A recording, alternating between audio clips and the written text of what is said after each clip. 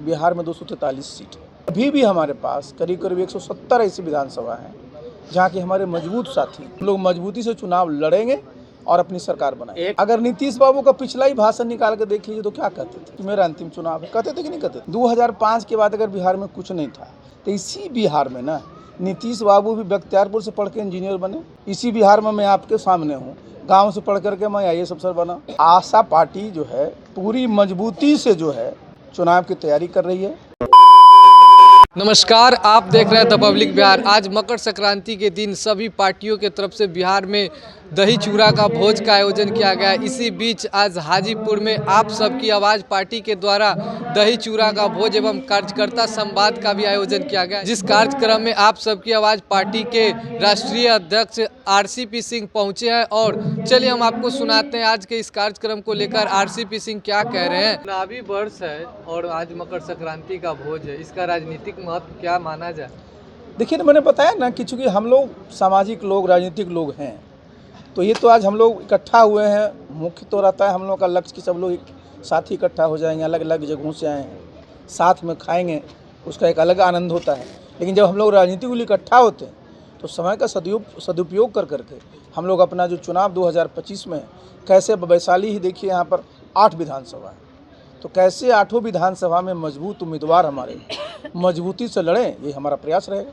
कितने विधानसभा में आप चुनाव लड़ेंगे इस बार? देखिए, मैंने ये एक बार नहीं, मैंने कई बार इसको स्पष्ट किया है कि बिहार में 243 सीट है और मैं कोई बिहार में नया हूँ नहीं, वर्षों से बिहार में रहा हूँ। सभी विधानसभाओं में चुनाव लड़ने के बारे में मुझे पता है। तो हमारे साथ जो साथी लगे हुए हैं, मैंने एक बार नहीं कई बार कहा कि अभी भी हमारे पास करीब करीब 170 ऐसी विधानसभा हैं जहाँ के हमारे मजबूत साथी अपने से तैयारी कर रहे हैं। लेकिन इसका ये मतलब नहीं है कि हमारे और जगह साथी लोग नहीं हैं। तो चुनाव में कितने सीट पर हम लोग लड़ेंगे वो तो अभी हम आपको नहीं बता सकते हैं, क्योंकि जब हम लोग का अभी ये सब कार्यक्रम चल रहा है, हम लोग का आप जान रहे हैं कि संगठन जो है प्रखंड स्तर पर स्थापित हो गया है। अब सब जगह जो हमारा है पंचायत स्तर, बूथ स्तर पर हमारे लोग काम कर रहे हैं। तो जहाँ जहाँ हमारे साथी मजबूती से संगठन खड़ा कर लेंगे, मजबूत साथी हमारे सब जुड़ जाएंगे। और आप जानते हैं क्षेत्र में अपना अपना समीकरण होता है, उसके मद्देनज़र रख करके हम लोग निर्णय लेंगे। इतना जरूर आश्वस्त करेंगे कि हम लोग मजबूती से चुनाव लड़ेंगे और अपनी सरकार बनाएंगे। एक सवाल है, आप नीतीश जी के बड़े करीबी रहे हैं और लगातार 20 साल से वो मुख्यमंत्री हैं, क्या कहना है, क्या लग रहा है? देखिए एक बात मैं बता दूँ भाई, नीतीश बाबू हम लोग जितने यहाँ बैठे हुए हैं सबके नेता रहे, सब उनके साथ में काम किए हैं, सब हम लोग सब साथ रहे हैं। बिल्कुल।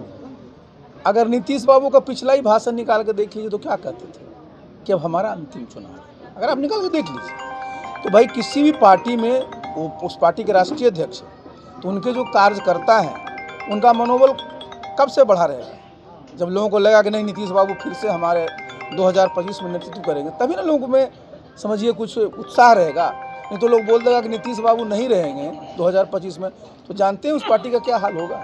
इसलिए देखिए, हर एक पार्टी अपना जो है अपने कार्यकर्ताओं का मनोबल बनाए रखने के लिए इस बात को कहती है। लेकिन जिस बात को मैंने कहा कि अगर नीतीश बाबू का पिछला ही भाषण अगर देख लीजिएगा अंतिम 2020 में, तो क्या कहते थे कि मेरा अंतिम चुनाव है, कहते थे कि नहीं कहते थे। नीतीश कुमार जी का ये भी कहना है कि 2005 से पहले बिहार में कुछ भी नहीं था, जब मेरी सरकार आई तब उसके बाद बिहार में हट जाएगा। देखिए, एक बात मैं बता दूं, इसको मैंने कई बार कहा। देखिए, किसी भी चीज़ को देखने का एक पर्सपेक्टिव होता है। 2005 के बाद अगर बिहार में कुछ नहीं था तो इसी बिहार में ना नीतीश बाबू भी बख्तियारपुर से पढ़ के इंजीनियर बने।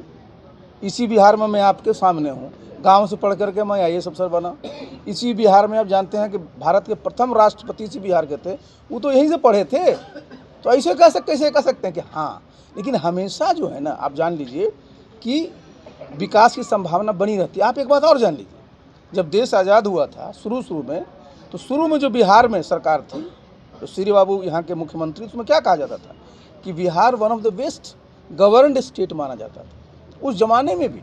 तो ऐसा नहीं है, हर एक समय में देखिए।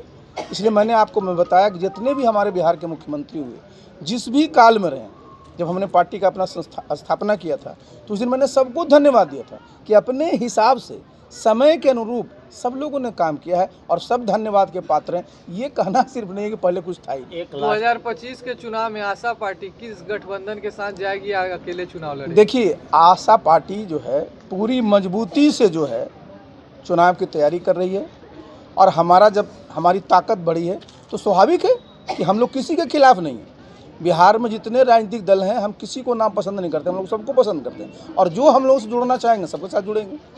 मन बनाए हुए है किसी के साथ जाने का? मन हम बताया ना, मेरे मन में कोई भी दुर्भावना किसी के प्रति नहीं है। मेरा कुल खुला है, तो जो भी हमारे साथ आएंगे हम लोग उस पर विचार करेंगे।